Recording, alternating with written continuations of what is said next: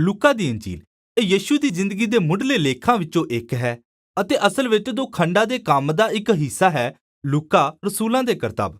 ਜੇ ਤੁਸੀਂ ਇਹਨਾਂ ਦੋਵਾਂ ਪੁਸਤਕਾਂ ਦੀ ਸ਼ੁਰੂਆਤੀ ਪੰਕਤੀਆਂ ਵਿਚਕਾਰ ਤੁਲਨਾ ਕਰੋ ਤਾਂ ਇਹ ਸਪਸ਼ਟ ਹੋ ਜਾਂਦਾ ਹੈ ਕਿ ਇਹ ਦੋਵੇਂ ਇੱਕੋ ਲੇਖਕ ਦੀਆਂ ਪੁਸਤਕਾਂ ਹਨ ਅਤੇ ਰਸੂਲਾਂ ਦੇ ਕਰਤੱਵ ਦੀ ਪੁਸਤਕ ਦੇ ਅੰਦਰੂਨੀ ਸੰਕੇਤਾਂ ਦੇ ਨਾਲ-ਨਾਲ ਇੱਕ ਪ੍ਰਾਚੀਨ ਪਰੰਪਰਾ ਵੀ ਹੈ ਜੋ ਲੂਕਾ ਦੀ ਲੇਖਕ ਵਜੋਂ ਪਛਾਣ ਕਰਾਉਂਦੀ ਹੈ। ਇਹ ਪੌਲਸ ਰਸੂਲ ਦਾ ਸਹਿਯਾਤਰੀ ਅਤੇ ਸਹਿਕਰਮੀ ਵੀ ਸੀ, ਜਿਸ ਨੂੰ ਅਸੀਂ ਇੱਕ ਵੈਦ ਵਜੋਂ ਵੀ ਜਾਣਦੇ ਹਾਂ।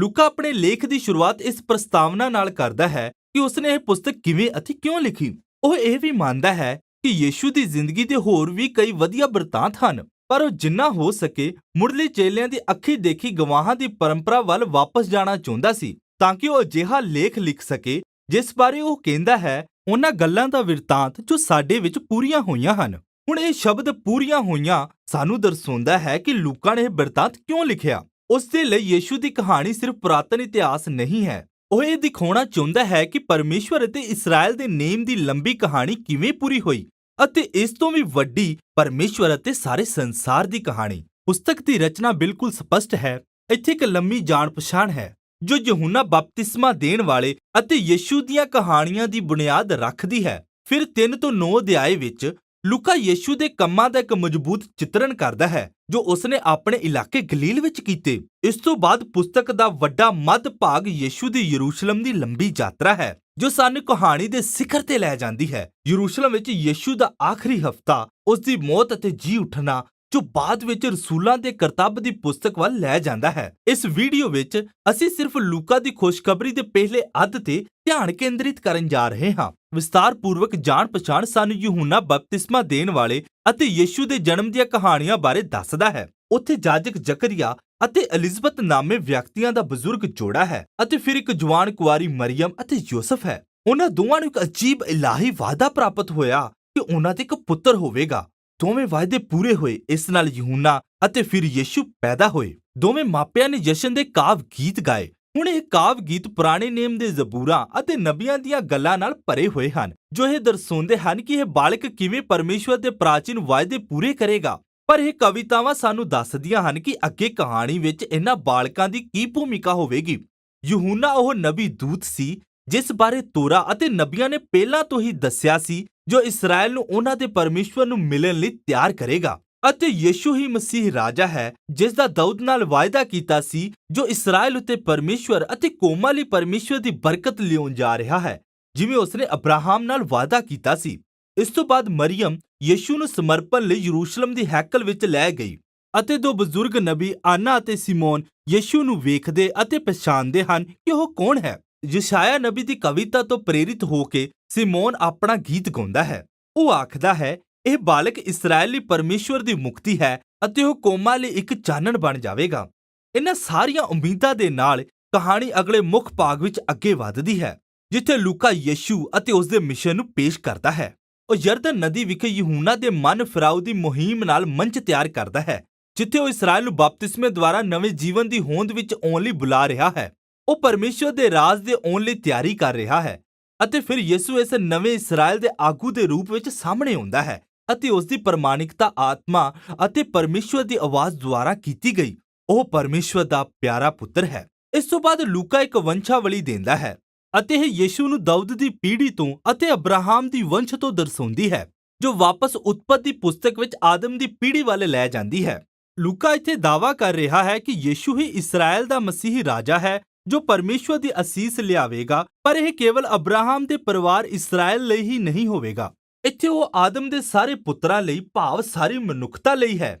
ਇਸ ਤੋਂ ਬਾਅਦ ਲੂਕਾ ਨੇ ਰਣਨੀਤਿਕ ਢੰਗ ਨਾਲ ਯੀਸ਼ੂ ਦੇ ਆਪਣੇ ਸ਼ਹਿਰ ਨਾਸਰਤ ਜਾਣ ਦੀ ਕਹਾਣੀ ਪੇਸ਼ ਕੀਤੀ ਜਿੱਥੇ ਉਹ ਆਪਣੀ ਸੇਵਕਾਈ ਆਰੰਭ ਕਰਦਾ ਹੈ। ਯੀਸ਼ੂ ਇੱਕ ਯਹੂਦੀ ਅਰਾਧਨਾ ਘਰ ਦੇ ਇਕੱਠ ਵਿੱਚ ਖੜਾ ਹੋ ਕੇ ਯਸ਼ਾਇਆ ਦੀ ਪੋਥੀ ਤੋਂ ਇਹ ਆਖਦਿਆਂ ਪੜ੍ਹਦਾ ਹੈ, ਪ੍ਰਭੂ ਦਾ ਆਤਮਾ ਮੇਰੇ ਉੱਤੇ ਹੈ ਕਿ ਗਰੀਬਾਂ ਨੂੰ ਖੁਸ਼ਖਬਰੀ ਅਤੇ ਬੰਧੂਆਂ ਨੂੰ ਛੁਟਕਾਰੇ ਦਾ ਪ੍ਰਚਾਰ ਸੁਣਾਵਾਂ, ਅੰਨ੍ਹਿਆਂ ਨੂੰ ਵੇਖਣ ਅਤੇ ਦੱਬੇ ਕੁਚਲਿਆਂ ਲਈ ਆਜ਼ਾਦੀ। ਹੁਣ ਹੋਰਨਾਂ ਅੰਜੀਲਾਂ ਦੇ ਨਾਲ ਯੀਸ਼ੂ ਨੂੰ ਇੱਥੇ ਇੱਕ ਮਸੀਹ ਰਾਜਾ ਵਜੋਂ ਪੇਸ਼ ਕੀਤਾ ਗਿਆ ਹੈ ਜੋ ਪਰਮੇਸ਼ਵਰ ਦੇ ਰਾਜ ਦੀ ਖੁਸ਼ਖਬਰੀ ਲਿਆਉਂਦਾ ਹੈ। ਪਰ ਇੱਥੇ ਲੂਕਾ ਵਿਲੱਖਣਤਾ ਨਾਲ ਯੀਸ਼ੂ ਦੇ ਮਿਸ਼ਨ ਦੇ ਸਮਾਜਿਕ ਪ੍ਰਭਾਵ ਨੂੰ ਉਜਾਗਰ ਕਰਦਾ ਹੈ। ਉਹ ਆਜ਼ਾਦੀ ਲਿਆਉਂਦਾ ਹੈ ਜਿਸ ਦਾ ਯੂਨਾਨੀ ਸ਼ਬਦ ਅਫੇਸਿਸ ਹੈ।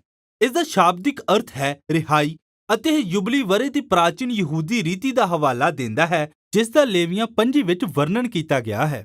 ਇਹ ਉਦੋਂ ਹੋਇਆ ਜਦੋਂ ਸਾਰੇ ਇਸਰਾਇਲੀ ਗੁਲਾਮਾਂ ਨੂੰ ਰਿਹਾ ਕੀਤਾ ਗਿਆ, ਜਦੋਂ ਲੋਕਾਂ ਦੇ ਕਰਜ਼ੇ ਰੱਦ ਕੀਤੇ ਗਏ, ਜਦੋਂ ਵੇਚੀ ਗਈ ਜ਼ਮੀਨ ਪਰਿਵਾਰਾਂ ਨੂੰ ਵਾਪਸ ਕਰ ਦਿੱਤੀ ਜਾਂਦੀ ਸੀ। ਇਹ ਸਭ ਪਰਮੇਸ਼ਵਰ ਦੇ ਛੁਟਕਾਰਾ ਦੇਣ ਵਾਲੇ ਨਿਆਂ ਅਤੇ ਦਇਆ ਦੀ ਪ੍ਰਤੀਕ ਹੈ।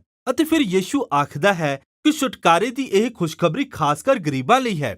ਹੁਣ ਪੁਰਾਣੇ ਨੇਮ ਵਿੱਚ ਗਰੀਬ ਜਾਂ ਇਬਰਾਨੀ ਭਾਸ਼ਾ ਵਿੱਚ ਐਨੀ ਦਾ ਇੱਕ ਵਿਸਤ੍ਰਿਤ ਅਰਥ ਹੈ। ਇਹ ਸਿਰਫ ਉਹਨਾਂ ਬਾਰੇ ਨਹੀਂ ਹੈ ਜਿਨ੍ਹਾਂ ਕੋਲ ਜ਼ਿਆਦਾ ਪੈਸਾ ਨਹੀਂ। ਇਹ ਉਹਨਾਂ ਦੇ ਸੱਭਿਆਚਾਰ ਵਿੱਚ ਨੀਵੇਂ ਸਮਾਜਿਕ ਰੁਤਬੇ ਵਾਲੇ ਲੋਕਾਂ ਨੂੰ ਵੀ ਦਰਸਾਉਂਦਾ ਹੈ, ਜਿਵੇਂ ਅਪਾਹਜ ਲੋਕ ਜਾਂ ਔਰਤਾਂ, ਬੱਚੇ ਅਤੇ ਬਜ਼ੁਰਗ। ਇਸ ਵਿੱਚ ਸਮਾਜ ਦੇ ਤਿਆਗੇ ਹੋਏ ਲੋਕ ਵੀ ਸ਼ਾਮਿਲ ਹੋ ਸਕਦੇ ਹਨ, ਜਿਵੇਂ ਕਿ ਗੈਰ ਜਾਤੀ ਸਮੂਹਾਂ ਦੇ ਲੋਕ ਜਾਂ ਉਹ ਲੋਕ ਜਿਨ੍ਹਾਂ ਦੀ ਜ਼ਿੰਦਗੀ ਦੇ ਬੁਰੇ ਵਿਕਲਪ ਨੇ ਉਹਨਾਂ ਨੂੰ ਸਵੀਕ੍ਰਿਤ ਧਾਰਮਿਕ ਦਾਇਰੇ ਤੋਂ ਬਾਹਰ ਰੱਖਿਆ ਹੈ। ਅਤੇ ਯਿਸੂ ਆਖਦਾ ਹੈ ਕਿ ਪਰਮੇਸ਼ਵਰ ਦਾ ਰਾਜ ਖਾਸ ਤੌਰ ਤੇ ਇਹਨਾਂ ਲੋਕਾਂ ਲਈ ਖੁਸ਼ਖਬਰੀ ਹੈ। ਇਸ ਤੋਂ ਬਾਅਦ ਲੂਕਾ ਤੁਰੰਤ ਕਹਾਣੀਆਂ ਦਾ ਇੱਕ ਵੱਡਾ ਸਮੂਹ ਸਾਡੇ ਸਾਹਮਣੇ ਰੱਖਦਾ ਹੈ। ਇਹ ਦਰਸਾਉਂਦਾ ਹੈ ਕਿ ਯਿਸੂ ਦੀ ਗਰੀਬਾਂ ਲਈ ਖੁਸ਼ਖਬਰੀ ਕੀ ਹੈ। ਇਸ ਵਿੱਚ ਬਿਮਾਰੀ ਦੇ ਬਿਸਤਰ ਤੇ ਔਰਤ ਜਾਂ ਇੱਕ ਮਨੁੱਖ ਜਿਸ ਨੂੰ ਚਮੜੀ ਦਾ ਰੋਗ ਹੈ ਜਾਂ ਅਧਰੰਗ ਵਾਲਾ ਵਿਅਕਤੀ ਸ਼ਾਮਲ ਹੈ। ਇੱਥੇ ਕਹਾਣੀਆਂ ਵੀ ਹਨ ਕਿ ਯਿਸੂ ਨੇ ਆਪਣੇ ਸਮਾਜ ਵਿੱਚ ਲੇਵੀ ਵਰਗੇ ਚੁੰਗੀ ਲੈਣ ਵਾਲੇ ਦਾ ਸਵਾਗਤ ਕੀਤਾ, ਜੋ ਆਰਥਿਕ ਤੌਰ ਤੇ ਗਰੀਬ ਨਹੀਂ ਹੈ ਪਰ ਉਹ ਸਮਾਜਿਕ ਤੌਰ ਤੇ ਅਸਵੀਕ੍ਰਿਤ ਹੈ। ਇੱਥੇ ਯਿਸੂ ਦੁਆਰਾ ਇੱਕ ਵੇਸਵਾ ਨੂੰ ਮਾਫ ਕਰਨ ਬਾਰੇ ਇੱਕ ਕਹਾਣੀ ਹੈ। ਲੂਕਾ ਸਾਨੂੰ ਦਰਸਾ ਰਿਹਾ ਹੈ ਕਿ ਕਿਵੇਂ ਯਿਸੂ ਦਾ ਰਾਜ ਲੋਕਾਂ ਦੇ ਹਾਲਾਤਾਂ ਅਤੇ ਜੀਵਨਾਂ ਵਿੱਚ ਬਦਲਾਵ ਅਤੇ ਬਹਾਲੀ ਲਿਆਉਂਦਾ ਹੈ। ਉਹ ਉਹਨਾਂ ਲੋਕਾਂ ਦੇ ਦਾਇਰੇ ਵਧਾ ਰਿਹਾ ਹੈ ਜਿਨ੍ਹਾਂ ਨੂੰ ਪਰਮੇਸ਼ਵਰ ਦੇ ਰਾਜ ਦੀ ਚੰਗਾ ਕਰਨ ਦੀ ਸ਼ਕਤੀ ਨੂੰ ਅਨੁਭਵ ਕਰਨ ਲਈ ਸੱਦਾ ਦਿੱਤਾ ਗਿਆ ਹੈ। ਅਤੇ ਜਿਵੇਂ ਯਿਸੂ ਦੇ ਕੰਮ ਇੱਕ ਵਿਸ਼ਾਲ ਭੀੜ ਨੂੰ ਆਕਰਸ਼ਿਤ ਕਰਦੇ ਹਨ, ਉਹ ਹੋਰ ਵੀ ਉਕਸਾਉਣ ਵਾਲਾ ਕੰਮ ਕਰਦਾ ਹੈ। ਉਹ ਇਹਨਾਂ ਲੋਕਾਂ ਨੂੰ ਇਸਰਾਇਲ ਦੇ 12 ਗੋਤਾਂ ਦੇ ਆਗੂਆਂ ਦੀ ਤਰ੍ਹਾਂ 12 ਚੇਲੇ ਨਿਯੁਕਤ ਕਰਕੇ ਇਹਨਾਂ ਲੋਕਾਂ ਦੁਆਰਾ ਇੱਕ ਨਵੇਂ ਇਸਰਾਇਲ ਦਾ ਨਿਰਮਾਣ ਕਰਦਾ ਹੈ। ਅਤੇ ਫਿਰ ਯਿਸੂ ਆਪਣੇ ਉਥਲ-ਪੁਥਲ ਵਾਲੇ ਰਾਜ ਦਾ ਘੋਸ਼ਣਾ ਪੱਤਰ ਸਿਖਾਉਂਦਾ ਹੈ, ਜਾਂ ਜਿਸ ਨੂੰ ਲੂਕਾ ਮੈਦਾਨੀ ਉਪਦੇਸ਼ ਆਖਦਾ ਹੈ। ਉਹ ਕਹਿੰਦਾ ਹੈ ਕਿ ਪਰਦੇਸੀ ਅਤੇ ਗਰੀਬਾਂ ਲਈ ਪਰਮੇਸ਼ਵਰ ਦੇ ਪਿਆਰ ਦਾ ਅਰਥ ਇਹ ਹੈ ਕਿ ਉਹ ਸਾਡੇ ਵਿਵਹਾਰਿਕ ਜੀਵਨ ਵਿੱਚ ਬਦਲਾਵ ਲਿਆਉਂਦਾ ਹੈ। ਉਹ ਇੱਥੇ ਪਰਮੇਸ਼ਵਰ ਦੀ ਨਵੀਂ ਪਰਜਾ ਦਾ ਵਿਕਲਪ ਨਿਰਮਾਣ ਕਰਨ ਆਇਆ ਹੈ, ਜੋ ਖੁੱਲੇ ਦਿਲ ਨਾਲ ਗਰੀਬਾਂ ਦੀ ਸੇਵਾ ਕਰਕੇ ਯਿਸੂ ਦੇ ਸੱਦੇ ਦਾ ਜਵਾਬ ਦੇਣ। ਉਹ ਲੋਕ ਜੋ ਸੇਵਾ ਕਰਦੇ ਹੋਏ ਅਤੇ ਮੇਲ ਮਿਲਾਪ ਦੁਆਰਾ, ਮਾਫੀ ਦੁਆਰਾ ਅਗਵਾਈ ਕਰ ਰਹੇ ਹਨ। ਉਹ ਲੋਕ ਜੋ ਬਹੁਤ ਖਰੇ ਹਨ ਪਰ ਜੋ ਧਾਰਮਿਕ ਪਖੰਡ ਨੂੰ ਰੱਦ ਕਰਦੇ ਹਨ। ਯਿਸੂ ਦੇ ਰਾਜ ਦੇ ਦਰਸ਼ਨ ਵਿੱਚ ਈਸ਼ਵਰੀ ਅਧਿਕਾਰ ਲਈ ਉਸ ਦਾ ਦਾਅਵਾ ਇਸਰਾਇਲ ਦੇ ਧਾਰਮਿਕ ਨੇਤਾਵਾਂ ਦੁਆਰਾ ਵਿਰੋਧ ਅਤੇ ਵਿਵਾਦ ਪੈਦਾ ਕਰਨਾ ਸ਼ੁਰੂ ਕਰਦਾ ਹੈ। ਸਮਾਜ ਦੇ ਤਿਸਕਾਰੇ ਲੋਕਾਂ ਪ੍ਰਤੀ ਉਸ ਦੀ ਪਹੁੰਚ, ਉਹਨਾਂ ਦੀਆਂ ਧਾਰਮਿਕ ਪਰੰਪਰਾਵਾਂ ਅਤੇ ਉਹਨਾਂ ਦੀ ਸਮਾਜਿਕ ਸਥਿਰਤਾ ਦੀ ਭਾਵਨਾ ਲਈ ਖਤਰਾ ਹੈ। ਇਸ ਲਈ ਉਹ ਯਿਸੂ ਤੇ ਦੋਸ਼ ਲਗਾਉਂਦੇ ਹਨ ਕਿ ਉਹ ਪਰਮੇਸ਼ਵਰ ਦੇ ਵਿਰੁੱਧ ਕੁਫਰ ਬੋਲਦਾ ਹੈ ਅਤੇ ਪਾਪੀਆਂ ਨਾਲ ਖਾਂਦਾ ਪੀਂਦਾ ਹੈ।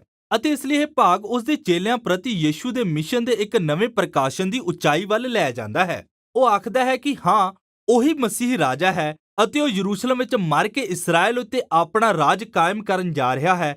ਯਸ਼ਾਇਆ 53 ਅਨੁਸਾਰ ਦੁੱਖ ਉਠਾਉਣ ਵਾਲਾ ਦਾਸ ਰਾਜਾ ਬਣ ਕੇ ਜੋ ਇਸਰਾਇਲ ਦੇ ਪਾਪਾਂ ਲਈ ਕੁਰਬਾਨ ਹੋਵੇਗਾ। ਅਤੇ ਫਿਰ ਇਹ ਹੈਰਾਨ ਕਰਨ ਵਾਲਾ ਵਿਚਾਰ ਅਗਲੀ ਕਹਾਣੀ ਵਿੱਚ ਦੱਸਿਆ ਜਾਂਦਾ ਹੈ, ਜਦ ਯਿਸੂ ਆਪਣੇ 3 ਚੇਲਿਆਂ ਨਾਲ ਇੱਕ ਪਹਾੜ ਉੱਤੇ ਜਾਂਦਾ ਹੈ ਅਤੇ ਅਚਾਨਕ ਉਹਨਾਂ ਦੇ ਸਾਹਮਣੇ ਉਸ ਦਾ ਰੂਪ ਬਦਲ ਜਾਂਦਾ ਹੈ। ਉਹ ਪਰਮੇਸ਼ਵਰ ਦੀ ਹਜ਼ੂਰੀ ਦੇ ਬੱਦਲ ਨਾਲ ਢਕੇ ਗਏ, ਜੋ ਆਖਦਾ ਹੈ, ਇਹ ਮੇਰਾ ਚੁਣਿਆ ਹੋਇਆ ਪੁੱਤਰ ਹੈ। ਅਤੇ ਮੂਸਾ ਅਤੇ ਏਲੀਆ ਉੱਥੇ ਹਨ, 2 ਨਬੀ ਜਿਨ੍ਹਾਂ ਨੇ ਇੱਕ ਪਹਾੜ ਤੇ ਪਰਮੇਸ਼ਵਰ ਦੀ ਮੌਜੂਦਗੀ ਨੂੰ ਦੇਖਿਆ ਅਤੇ ਉਸ ਦੀ ਆਵਾਜ਼ ਨੂੰ ਸੁਣਿਆ ਸੀ। ਅਤੇ ਲੂਕਾ ਸਾਨੂੰ ਦੱਸਦਾ ਹੈ ਕਿ ਉਹ ਯਿਸੂ ਦੇ ਕੂਚ ਬਾਰੇ ਇਕੱਠੇ ਗੱਲਾਂ ਕਰ ਰਹੇ ਸਨ, ਜੋ ਯਰੂਸ਼ਲਮ ਵਿੱਚ ਪੂਰਾ ਕਰਨ ਵਾਲਾ ਸੀ। ਹੁਣ ਯੂਨਾਨੀ ਸ਼ਬਦ ਕੂਚ ਦੀ ਕਹਾਣੀ ਦਾ ਇੱਕ ਸਪਸ਼ਟ ਹਵਾਲਾ ਹੈ। ਲੂਕਾ ਇੱਥੇ ਯਿਸੂ ਨੂੰ ਇੱਕ ਨਵੇਂ ਮੂਸਾ ਦੇ ਰੂਪ ਵਿੱਚ ਦਰਸਾ ਰਿਹਾ ਹੈ, ਜੋ ਉਸ ਦੇ ਨਵੇਂ ਇਸਰਾਇਲ ਦੀ ਆਜ਼ਾਦੀ ਵੱਲ ਅਗਵਾਈ ਕਰੇਗਾ ਅਤੇ ਪੂਰੀ ਤਰ੍ਹਾਂ ਸਭ ਪ੍ਰਕਾਰ ਦੀ ਨਿੱਜੀ, ਆਤਮਿਕ ਅਤੇ ਸਮਾਜਿਕ ਪਾਪ ਅਤੇ ਬੁਰਾਈ ਦੇ ਜ਼ੁਲਮ ਤੋਂ ਛੁਟਕਾਰਾ ਦੇਵੇਗਾ। ਅਤੇ ਇਹ ਸਾਨੂੰ ਪੁਸਤਕ ਦੇ ਦੂਜੇ ਅੱਧ ਵੱਲ ਲੈ ਜਾਵੇਗਾ, ਪਰ ਹੁਣ ਲਈ ਇਹੀ ਲੂਕਾ ਦੀ ਇੰਜੀਲ ਦਾ ਪਹਿਲਾ ਅੱਧ ਭਾਗ ਹੈ।